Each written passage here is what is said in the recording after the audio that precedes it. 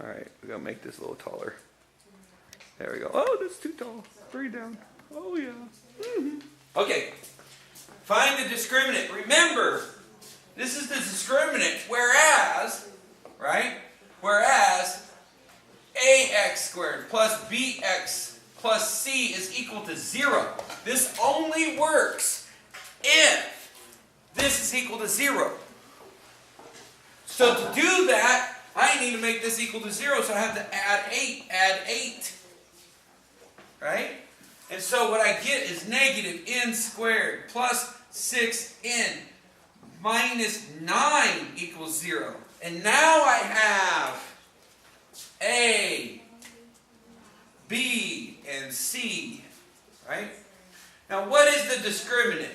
The discriminant is this piece. Remember when I said if it's 0, we're going to have one answer. If it's negative, we're going to have no answer, no real answer, right? And if it's positive, we're going to have 2 real answers. I'll give you an example. 1, none, 2, right? So that's what this is doing, the quadratic formula. It's finding our x's, right? No x and then 1x right there, okay? So the discriminant, they're saying, hey, can you find the discriminant? And I'll be like, I can. Can you? I'm here all week. Okay, so then we do it. So square root of b squared. So that would be 6 squared minus 4ac. That would be 4a is negative 1. C is negative 9. Right? Now, right away, I know that the discriminant is positive. So I know that there is 2 answers. Why do I know that? Wait, I don't know that. That's false. It's not positive. Jokester. Because it's negative times negative times negative is a negative. So therefore, that's not totally true. If it were positive, then it would be 2 answers. But it's not necessarily positive because 3 negatives make a negative, right? And what's 6 squared? 36. Okay. And what's 4 times 9? 36. And what's 36 times 1? 36. And what's 36 minus 36? 0. Oh, snap. So then there's only one answer.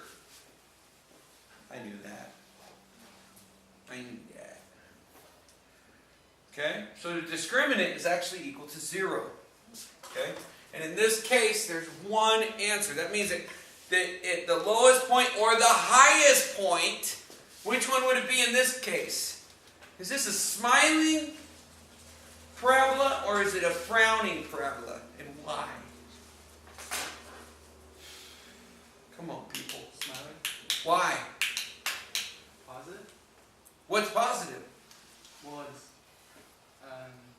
36. Because if it were positive, it would be smiling. I don't know what's positive. Okay? We have to look at the first coefficient. This tells us whether we're smiling or frowning. And that is what? Frowning. So it's going to look like this. Okay? So, it will actually look like this. Now, it might be to the right, it might be to the left, it might be right there in the middle. The point is, it's going to look like that somewhere along the thing. Does that make sense? Okay?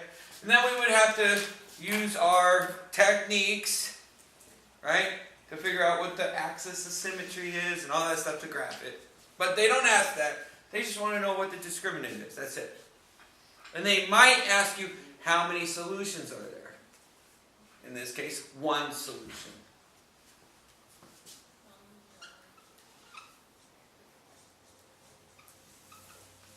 Okay? Now, in this discriminant, remember, we need to have it equal to 0. They're messing with our brains here by making it equal to 8. We can't have it equal to a number. We have to have it equal to 0. So we're going to subtract 8. So I got negative 6p squared minus 8p minus 7 equals 0. Now think about this. Is this frowning or is it smiling? Frowning. Frowning. Very good. So we got a couple of sad cases here. Don't worry, I'm here all week. All right, so what are we going to do? Where's A, B, and C? 6, 8, 7. That's right. Then we just plug them in. The square root of b squared, negative 8 squared, minus 4 times a, which is a negative, times c, which is a negative. So that's 3 negatives again. 3 negatives make a negative. So right now we know that that's negative. Now here's the rub. If this is bigger than this, there will be no real solution, right? Because we can't take a square root of a negative number. In a real realm, we can find it in a complex realm, but not in a real realm. Okay? All right, so let's do this. What is 8 times 8? 64. All right, smarty pants. Then what's negative 8 times negative 64. Are you sure? Negative 64. Is it 64 or is it negative 64? Negative. No, it's positive. Because Are you sure? negative times negative equals positive. Oh, there we go. Reasoning skills. Okay, so good. 64. See? Okay, we're good. All right, now what's 4 times 6? 20 or 24. What's 24 times 7? What's 7 quarters? If you got 7 quarters. Come on, 7 quarters. Think about it. You got 7 quarters. 175. 175. Now take 7 pennies away. 168. There it is, baby.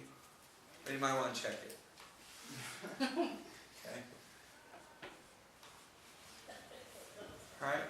So 7 quarters, right, would be 4 quarters is $1. 3 quarters is 75 cents. It's $1.75. But we had an extra penny on each quarter, right? Because it was 24. 24, not 25. Silly whim. So then we're going to take away 7 more cents. 7 cents from 75 gets us, yes, 68. Now, if I take 168 away from 64, what do I get? Negative something. Negative 104. Right?